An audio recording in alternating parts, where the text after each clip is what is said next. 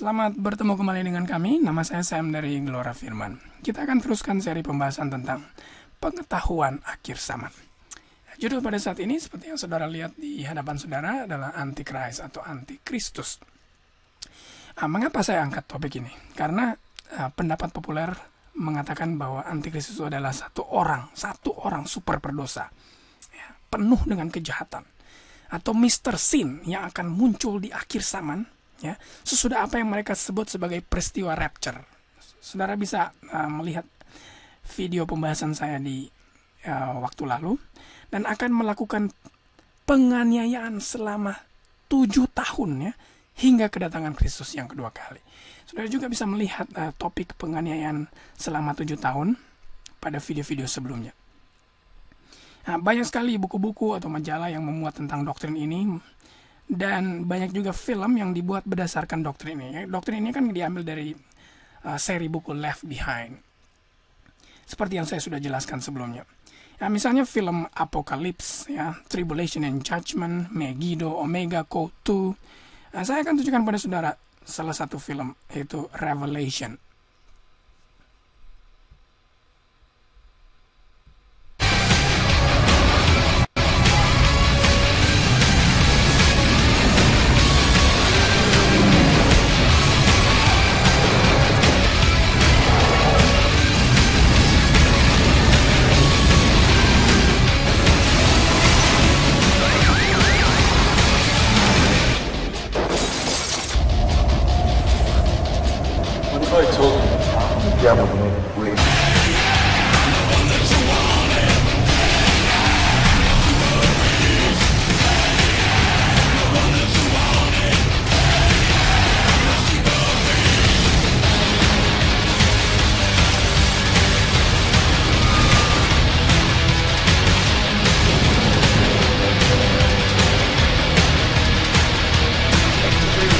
Convincing man who didn't exist.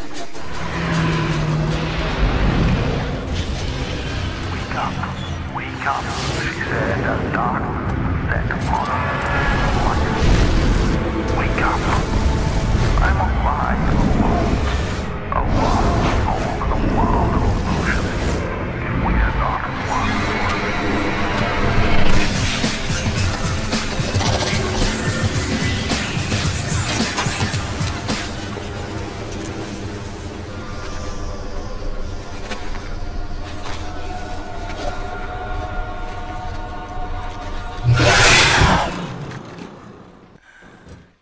Jadi, apakah memang pendapat ini benar, ya? Apakah memang cuma satu orang? Apakah hanya akan muncul di akhir zaman, ya, Antikristus ini? Mari kita lihat apa yang dikatakan oleh Alkitab. Coba saudara buka 1 Yohanes 2 ayat yang ke-18. Ya, jadi sebetulnya Antikristus ini hanya disebutkan 5 kali dalam Alkitab. Dan hanya disebutkan pada 2 buku kecil, yaitu buku 1 Yohanes dan 2 Yohanes. Tidak ada lagi di tempat yang lain. Coba kita baca 1 Yohanes 2 ayatnya yang ke-18. Anak-anakku, waktu ini adalah waktu yang terakhir, dan seperti yang telah kamu dengar, seorang Antikristus akan datang. Sekarang telah bangkit banyak Antikristus. Itulah tandanya bahwa waktu ini benar-benar adalah waktu yang terakhir. Tentunya saudara bisa menggali sendiri bahwa ini adalah surat Yohanes kepada gereja Kristen mula-mula. Tentunya ini ditulis sekitar 2000 tahun yang lalu.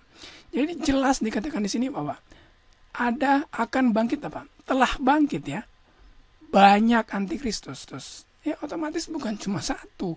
Banyak orang kan asosiasinya kepada satu orang, Antikristus yang buruk rupa, yang mengerikan, yang besar seperti di film tadi, ya, akan menganiaya. Sebetulnya salah, ya. Banyak orang telah bangkit, banyak orang. Artinya kalau telah bangkit sudah terjadi 2000 tahun yang lalu, sudah ada, ya.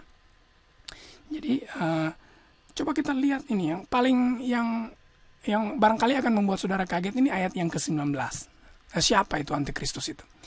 Mereka berasal dari antara kita, tetapi mereka tidak sungguh-sungguh termasuk kepada kita. Jadi Antikristus itu tidak usah kita menganalisa lebih jauh, tidak usah kita menggambarkan pihak lain, oknum lain, tidak. Yohanes jelas-jelas mengatakan bahwa antikristus itu berasal dari antara kita sendiri. Artinya apa? Yohanes itu kan pada waktu itu adalah orang Kristen, pengikut Yesus, dan orang-orang Kristen yang lain. Mereka itu menganggap sebagai orang-orang Kristen yang ada pada saat itu. Surat ini juga ditujukan dari Yohanes kepada mereka. Artinya di antara kita, artinya dia akan muncul di antara orang-orang Kristen. Ya, barangkali saudara sedikit tidak percaya, tapi inilah yang dikatakan oleh Alkitab. Mereka tidak sungguh-sungguh termasuk pada kita. Artinya apa? Mereka ini ya pura-pura. Mereka inilah Kristen palsu. Mereka inilah antikristus ya. Jadi sangat jelas bahwa akan ada banyak antikristus dan mereka berasal daripada orang Kristen itu sendiri, dari dalam gereja itu sendiri ya. Jadi tidak perlu kaget, tidak perlu terperanjat ya, karena memang seperti itulah yang dikatakan oleh kitab. Jadi ada dua kelompok, orang Kristen yang benar, yang sungguh-sungguh, dan orang Kristen yang tidak sungguh-sungguh atau gereja palsu, orang Kristen palsu. Nah, sekarang kita lihat lagi antikristus disebutkan dalam 1 Yohanes 2 ayat yang ke-22. Siapakah pendusta itu? Bukankah dia yang menyangkal Yesus adalah Kristus? Dia adalah antikristus. Yohanes menekankan definisi antikristus di sini ya. Jadi antikristus adalah mereka yang menyangkal Yesus sebagai Kristus ya. Kalau mereka hanya menerima Bapa, tidak menerima Yesus, otomatis mereka adalah antikristus. Bukan saya yang bilang. Ini Alkitab yang Yohanes yang bilang ya. Sekarang kita lihat lagi. Jadi sekali lagi saya tekankan di ayat 22 ini bukan cuma satu ya. Siapakah pendusta itu? Bukankah dia yang menyangkal Yesus? Dia itu adalah antikristus. Jadi ada banyak sekali yang menyangkal Kristus sebagai Mesias. Dan mereka bukan cuma satu, bukan? Ada banyak. Jadi antikristus bukan cuma satu. Sekarang kita lihat 1 Yohanes 4 ayat 3. Ini adalah antikristus yang keempat ya, yang dituliskan dalam Alkitab. Ayat 3, dan setiap roh yang tidak mengaku Yesus tidak berasal dari Allah. Roh itu adalah roh antikristus. Jadi bukan cuma oknum saja ya. Tetapi Yohanes mengatakan roh antikristus juga ada. Jadi bukan cuma orang, tapi roh antikristus. Roh antikristus seperti apa?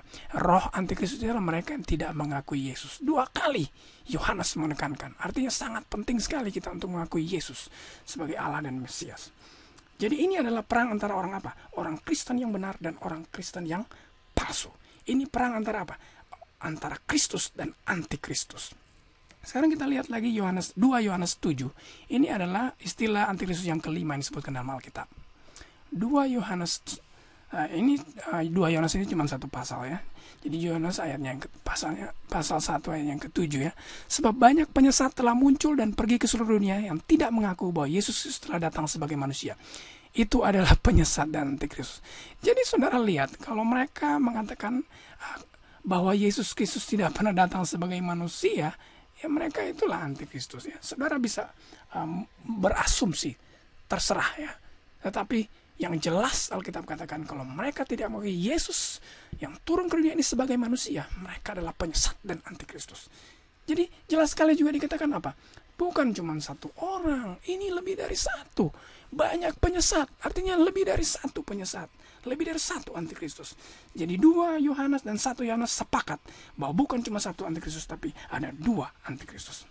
Saya simpulkan pelajaran kita. Pelajaran kita ini termasuk yang singkat ya. 1.